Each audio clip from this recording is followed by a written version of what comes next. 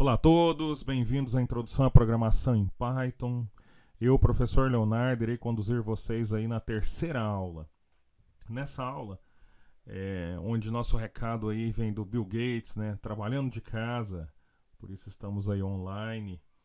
Medir o progresso de uma programação por linhas de código é como medir o progresso da construção de aeronaves em termos de peso. Isso é muito significante para nós aqui na inteligência artificial, já que uma vez nós iremos utilizar outros processos.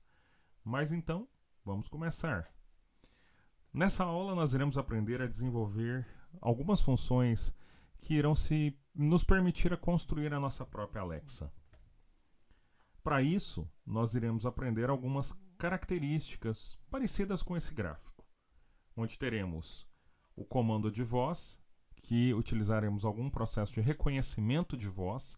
Iremos ter um exercício aí no final da nossa aula sobre isso. E a parte de sintetização de voz.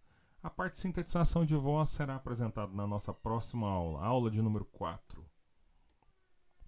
No aprendizado de hoje, então, nós iremos falar um pouco sobre funções, iremos rememorar a aula anterior sobre condicionais, iremos aprofundar nas partes de funções para que geremos nossas próprias skills, iremos ver o poder do Python, que está realmente em cima das bibliotecas, iremos aprender uma função especial que se chama loop, que pode ser executada uma ou N vezes.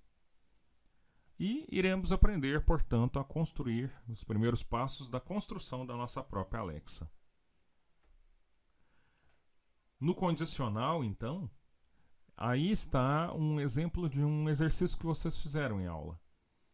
Nesse exercício, vocês fizeram a verificação de 3 variáveis A, B e C, dizendo quem é maior, quem é menor e quem é de valor intermediário.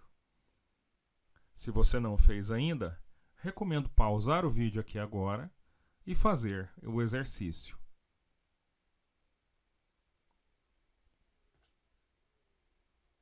Tem certeza que você fez? Pause aí e faça, é bem interessante.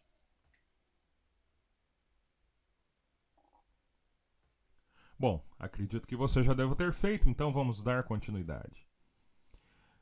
Inserir variáveis A, B e C nos permite fazer a seguinte característica. Entrar em um condicional inicial e verificar se o A é maior do que o B. Se o A for maior do que o B, ele tem duas condições possíveis para ser verificadas. Se o A é maior do que o C ou se o B é maior do que o C. Já se o A for maior do que o C, nós teremos que o A então é o maior. Se não for, então eu teria de comparar o C com o B para dizer que o C, então, sendo maior do que o B e menor do que o A, então nós teríamos o C como um valor intermediário e o B sendo o menor valor, não o maior, como está no slide. E se não ocorresse isso, ou seja, se o B fosse maior do que o C, nós saberíamos então que o B estaria na situação intermediária e o C seria o valor menor. Já pelo outro lado, se o A não for maior do que o B, o A for então menor do que o B, nós teríamos então de comparar se o B é maior do que o C, tendo aí o B como o maior, e o A maior do que o C, sabendo então que o A é intermediário e o C é menor. Já se não for, ou seja, se o A for menor do que o C é o intermediário e o A então seria o menor valor. Ou seja, essa estrutura toda aí, com 5 comparações, 5 ifs, permitiriam eu fazer a comparação entre 3 variáveis, A, B e C, sabendo se qual que seria delas a menor. Bom, não parece nada inteligente para nós, então provavelmente o Python deve ter algo mais inteligente, algo mais interessante para que nós possamos utilizar. Vamos ver o que a gente pode fazer então lá no Python. Vamos então criar aqui um novo arquivo Python para trabalhar na função mínimo e máximo. A função mínimo e máximo permitirá com que eu pegue valores A, B e C, A, B, C, D, ou qualquer valores que eu queira, e saiba quem é o máximo, quem é o mínimo, ou seja, quem é o maior e quem é o menor. Vou usar um print aqui agora. Print o mínimo entre A, B e C. Bom, com isso aqui, eu consigo então verificar qual que é o menor valor. O menor valor é o 10 entre esses três valores. Se eu fizer uma troca aqui, o menor valor passa a ser o 4. Excelente. Bom, eu também posso usar a estrutura de máximo para poder descobrir qual que é o valor máximo, ou seja, qual o maior valor aqui. O máximo então passa a ser o 20, corretamente aqui nesse nosso exemplo. O máximo aqui agora passa a ser o número 40, correto aqui no nosso exemplo também. Que nós temos lá os nossos valores máximo e mínimo. No exercício, a ideia é que você coloque lá a opção de utilização de máximo e mínimo.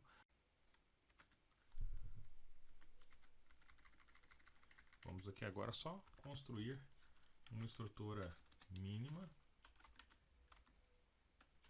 para que a gente possa apresentar essa resolução. Bom, estou utilizando aqui a modelagem aqui, usando esse porcento, para que nós possamos ter escrito esse valor no formato decimal. Se nós quiséssemos ele no formato float, nós colocaríamos o F. Correto? Muito legal então, né? Agora é sua vez. Com o exemplo que eu te dei, pegue lá a função mínimo e máximo e execute para nós essa alteração. Nesse código, utilizando o mínimo e máximo, faça essa execução. Mas eu sei que você ainda é mais esperto do que isso. Imagine as funções não sendo só 3, mas sim 4. A, B, C e D. Como ficaria então para eu conseguir fazer essas comparações, saber quem é o menor e quem é o maior, usando A, B, C e D, mas usando o mínimo e máximo? Será que é mais fácil do que o algoritmo do A, B e C só com if? Vamos lá? Bom exercício! Vamos agora então iniciar um outro contexto. Um contexto em que a gente agora não simplesmente só utiliza o condicional. Nós fazemos do condicional uma funcionalidade nova para nós que iremos chamar de loop. O loop é caracterizado pela seguinte imagem aí do slide. Nós podemos ter aí um contador, onde a variável cont é igual a 10, e o contador começa zerado. A partir do momento que ela entra em um condicional inicial, o condicional pergunta: o contador é maior ou é igual ao cont? Bom, no nosso caso inicial, não é maior. Então ele pegaria a linha de incrementar, ou seja, ele somaria 1 a mais em cima da variável contador, que passaria de 0 a 1. Seguindo no loop, ele faria a próxima comparação. Não. O 1 não é maior ou igual a 10, descendo novamente para fazer um novo incremento e se tornando 2. Fazendo isso repetidamente até chegar na posição em que nós temos um incremento do número 9, transformando ele em 10. Chegando 10, então, ele compara. 10 é maior ou igual a 10? É. Se é, então ele sai desse loop. Ou seja, ele sai desse ciclo, que poderia ser interminável, dependendo da condicional, falando então com o nosso contador, então agora em 10, e o nosso cont também em 10. Corrigindo aí o nosso slide para 10, 10. Vamos ver nos códigos como nós podemos fazer esses dois loops especiais, o loop for e o loop while. A estrutura do for é a seguinte: o comando for uma variável para ser o contador, a estrutura in, que significa em, e um determinado dimensionamento, um determinado range, que pode ir, por exemplo, aqui no nosso caso, no exemplo de 0 a 10. Não esquecendo dos 2 pontos, você pode vir aqui e fazer a impressão dessa variável i.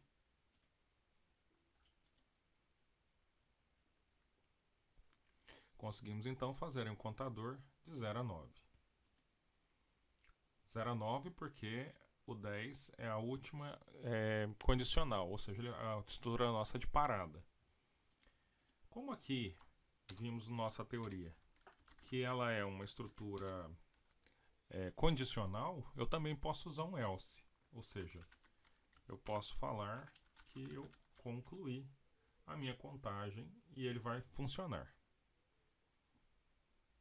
Vai de 0 a 9 e escreve concluir no 10, que é o final do range. Se eu quisesse contar até 10, eu poderia colocar aqui o 11. Se eu quisesse começar do 1, colocando o 1 aqui. Começando de 1 e terminando em 10. Se eu quisesse fazer aqui uma tabuada, por exemplo, eu poderia então usar essa estrutura aqui. Print o meu valor de i,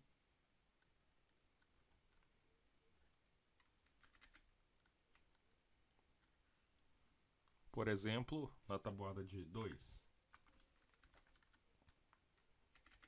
A tabuada mais difícil que tem, né? Tabuada de 2, tabuada binária aí.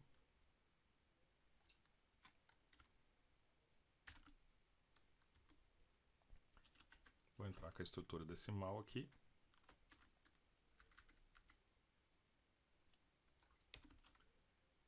E a minha segunda estrutura aqui.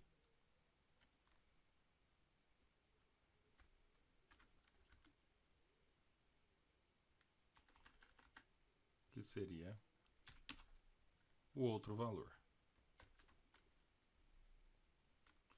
Multiplicado já pelo 2. Nesse caso não precisa do porcento. Vamos ver como é que funciona?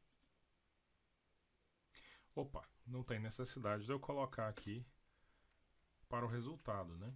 Porque eu já estou com a vírgula aqui que vai apresentar o nosso resultado. Tabuada de 2, então, concluída. Vamos ver agora o loop while. O loop while possui a seguinte característica. While, a minha estrutura, um valor condicional e um contador. Vamos repetir o exemplo da tabuada. O A iniciando em 1 e contando até 10. O igual tem que ser depois. Vamos dar o print da variável A para vermos se nós estamos com o contador correto. Mas por que não parou? Enquanto A for menor ou igual a 10, mas eu esqueci de colocar aqui uma estrutura onde eu incremento o meu A. Se eu não incrementar o meu A, eu vou ficar preso num loop eterno. Felizmente a gente tem o stop. Esse é um erro bem comum para todas as pessoas que trabalham com a estrutura while. A pessoa esquecer de fazer o incremento. Se eu faço incremento, eu consigo fazer a contagem normal. Bom, repetindo aquela mesma estrutura, vamos pegar agora uma tabuada mais interessante.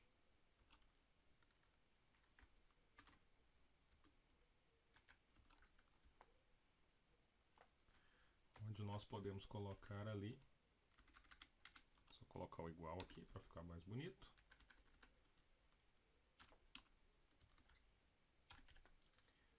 Vamos ver como fica a nossa tabuada de 9. Ótimo! Então nós temos aí a utilização do while e a utilização do for.